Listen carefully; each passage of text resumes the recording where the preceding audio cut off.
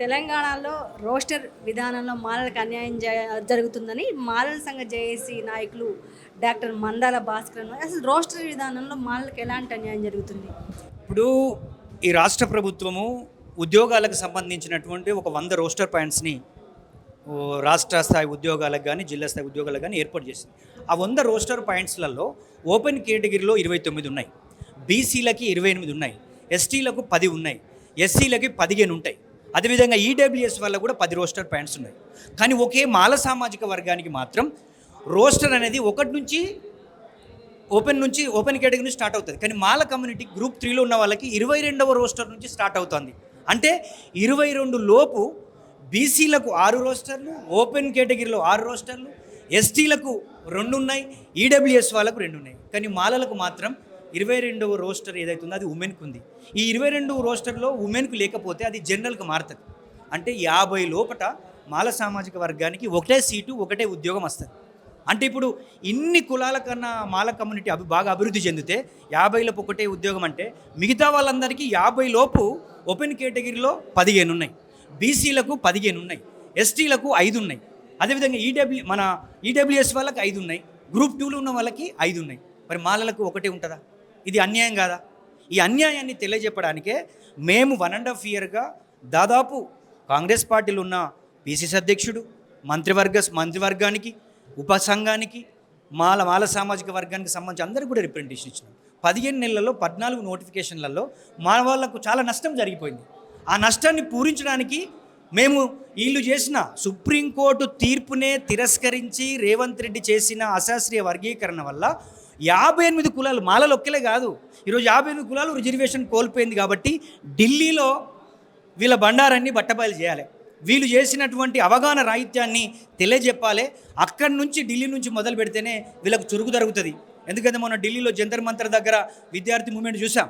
కేంద్ర ప్రభుత్వాన్ని నరేంద్ర మోడీ మెడలు వంచి ఈరోజు విద్యాశాఖ మంత్రి రిజిగ్నేషన్ చేసే ప్రజా ఉద్యమంగా మారింది. మేము మొదటి దశలో అన్ని పార్టీలను కలవబోతూ ఉన్నాం, జంతర్ మంతర్ దగ్గర ధర్నా చేయబోతూ ఉన్నాం. మేము ఒకటి ఏంటంటే మేము రిజర్వేషన్ వర్గీకరణకు వ్యతిరేకం కాదు, అశాస్త్రీయమైన వర్గీకరణను మేము తీవ్రంగా ఖండిస్తూ ఉన్నాం. 59 కులాలు ఎవరైతే ఉన్నారో అత్యంత పేదవాళ్ళు, మధ్యస్థంగా అభివృద్ధి చెందిన వాళ్ళు, అత్యంత అభివృద్ధి చెందిన వాళ్ళని ఒక 3 కేటగిరీలు చేసి ఉంటే 59 కులాలు యూనిటీ ఉండేది, పేదవాళ్ళకు రిజర్వేషన్ వచ్చేది.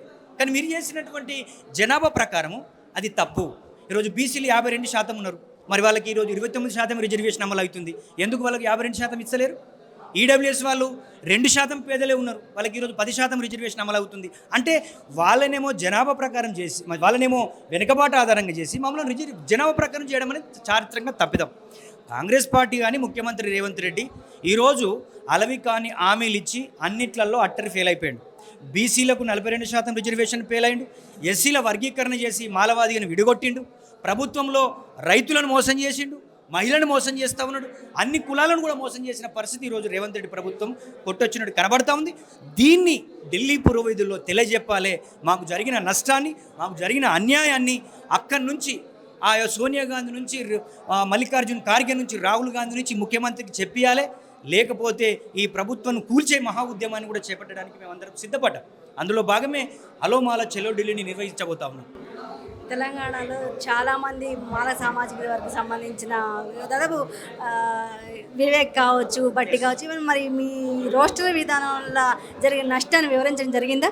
ఇప్పుడు వివేక్ గారికి, బట్టి విక్రమార్క గారికి, ప్రసాద్ కుమార్ గారికి, మాలమానాడు జాతీయ అద్దంకి దయాకరు, ఎమ్మెల్యేలకు, ఎంపీలకు అందరికీ రిప్రజెంటేషన్ ఇచ్చాం. వాళ్ళు పార్టీ యొక్క కనసన్నల్లో పనిచేస్తున్నారు. మాలలకు అన్యాయం జరుగుతున్నా మాట్లాడతలేరు. ఈరోజు ఒక భారీ బహిరంగ సభ నిర్వహించాం. ముఖ్యంగా భారీ బహిరంగ సభలో వివేక్కి మంత్రి పదవి వచ్చింది. వర్గీకరణ జరుగుతున్నప్పుడు ఆయన పోషించాల్సిన పాత్ర పోషించాలి కదా, డిప్యూటీ సీఎం పోషించాలి కదా. అందుకే వాళ్ళు పోషించలేదు కాబట్టి ఈరోజు మాకు అన్యాయం జరిగిందని ఇప్పుడు మళ్ళీ మేము ఈ 1.5 ఇయర్గా కొట్లాడుతున్న క్రమంలో వివేక్ గారు ఆ మంత్రివర్గ ఉపసంఘంతో కొంత అవగాహన లేనటువంటి వాళ్ళని, ఒకరిద్దరిని, వాళ్ళ పార్టీకి అనుకూలమైన వ్యక్తులను తీసుకొని వెళ్ళి మాట్లాడుతున్నారు. ఇది తప్పు. ఎవరైతే కొట్లాడుతున్నారో, ఎవరైతే దీనిపైన అవగాహన ఉన్నదో ఆ మేధావులతోటి, ఆ విద్యార్థి నాయకత్వంతో, ఆ మాల సంఘాలతో మాట్లాడించాల్సిన ప్రయత్నం చేయకుండా ఆయనకు అనుకూలమైన వ్యక్తులతోటి, అవగాహన లేనటువంటి వ్యక్తులతో మాట్లాడించే విధానాన్ని తీవ్రంగా ఖండిస్తూ ఉన్నాం. ఎవరితో జరపాలి చర్చలు? యుద్ధము ఎవరైతే మాలల తరపున కొట్లాడుతున్నారో వాళ్ళ తరపున కదా మాట్లాడాల్సింది, వాళ్ళని కదా పిలవాల్సింది. అది లేకుండా మ్యా చేసేస్తామంటే కాంగ్రెస్ పార్టీ నమ్మడానికి సిద్ధంగా లేదు. ఎస్సీ వర్గీకరణ చట్టాన్ని సవరించాలి, రోస్టర్లో న్యాయం జరగాలనేది మా ప్రధానమైన డిమాండ్. దానిలో భాగమే ఈ అలో మాలో చెల్లు ఢిల్లీ కార్యక్రమాన్ని నిర్వహించబోతూ ఉన్నాం. అందుకే ముఖ్యమంత్రి గారు కానీ మంత్రివర్గం కానీ మాలలకు కానీ మాల సామాజిక వర్గంకు సంబంధించిన మంత్రులు, ఎమ్మెల్యేలకి, ఎంపీలకి, ఎమ్మెల్సీలకి ఒకటే డిమాండ్ చేస్తున్నాం. మాలలు కొట్లాడుతున్నారు, వాళ్ళ తరపున మీరు మాట్లాడండి. ముఖ్యమంత్రి దగ్గర కూర్చొని మాలలకు అన్యాయం జరుగుతుందని మీరు మాట్లాడకపోతే మిమ్మలను మీ ఇండ్ల ముందే ధర్నా చేయడానికి మేమంతా సిద్ధంగా ఉన్నాం. మీరు ఒక్కసారి మీ 7-8 మంది ఉన్నారు కదా, మీరు రాజీనామా చేయండి, ప్రభుత్వం పడిపోతుంది. ఎందుకు మీరు ప్రభుత్వాన్ని బెదిరిస్తలేరు? ఎందుకు ప్రభుత్వం చర్చలు జరుపుతలేరు? రేవంత్ రెడ్డికి ఏమైనా అవగాహన ఉందా? ఏం అవగాహన లేదు. అందుకే ముఖ్యమంత్రి రేవంత్ రెడ్డి ప్రజా వ్యతిరేక విధానాలతో అట్టర్లీ ఫెయిల్ అయిపోయాడు. బీసీలకు 42% రిజర్వేషన్ ఇస్తానని ఫెయిల్ అయిపోయాడు. ఎస్సీల వర్గీకరణ చేసి ఫెయిల్ అయిపోయాడు. ఆయన ఫెయిల్యూర్ ముఖ్యమంత్రితో ఇంకేముంటుంది? అందుకే పునర్సమీక్ష చేయాలని డిమాండ్ చేస్తూ ఉన్నాం. రోస్టర్ విధానం మార్చాలని చెప్పేసి అని కూడా మా నుంచి డిమాండ్ ఉంటుంది. దీనికి మా మాల మంత్రులు, ఎమ్మెల్యేలు, ఎమ్మెల్సీలు ప్రధానంగా బాధ్యత వహించాలి. లేకపోతే మిమ్మల్ని జిల్లాలలో కానీ తిరగనిచ్చే ప్రసక్తి లేదని చెప్పేసి అని వాళ్ళకు హెచ్చరిక చేస్తూ ఉన్నాం.